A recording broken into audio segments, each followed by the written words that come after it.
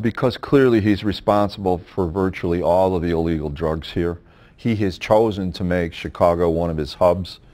He's here because of the logistical advantages of being here in the Midwest. It provides him access to the collar cities, Milwaukee, Minneapolis, Indianapolis, St. Louis. It is a business logistic home run for him. In addition to that, we face here in Chicago in the general region approximately 100,000 documented street gang members who not only cause havoc in terms of violence in the city, but are really Chapo's unwitting subcontractors, if you will. They're the ones that make their living putting Chapo's dope on the street. They do all of the dirty work for Chapo. Most of the time they have no idea who they're employed by. So it is a very, very toxic business relationship that Sinaloa and a variety of street gangs have entered into, and it's really caused havoc here, not just in Chicago, but really throughout the Midwest. Chapo Guzman. 50 different street gangs that operate. Of the 50, there are 500 sects of those street gangs. So you can see the enormity of these criminal organizations. Primarily, the largest, most violent gang in the city is the Gangster Disciples.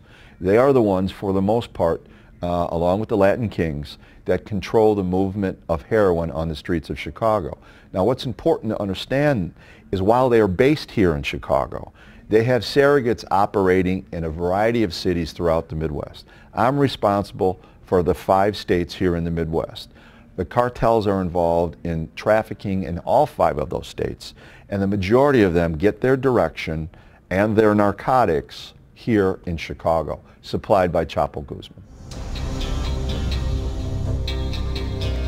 You know, I was a boss for DEA along the southwest border in El Paso, and about 5 years ago we began seeing the shift, and clearly the war that was occurring in Juarez was affecting the way that they brought drugs across the border. Here in Chicago, Chapo's really taken a hold because it is a foothold through the Midwest. But most importantly, we may have here the 4th or 5th largest Mexican population outside of Mexico. It allows Chapo's organized crime surrogates, quite frankly, to hide amongst tens of thousands of hardworking, law-abiding Mexican Americans. It is not uncommon for us to go into a neighborhood within the city of Chicago and see beautiful, hardworking, well-kept homes, and among them are Chapo Guzman stash houses. It gives them an opportunity to work under the spotlight. And quite frankly, they've been very successful at it. We've seen that migration from here in Chicago to places unheard of before, Milwaukee, Minneapolis, Indianapolis. All of those areas, Chapo has seized on the business opportunities to begin to traffic narcotics, and specifically for the Midwest, heroin.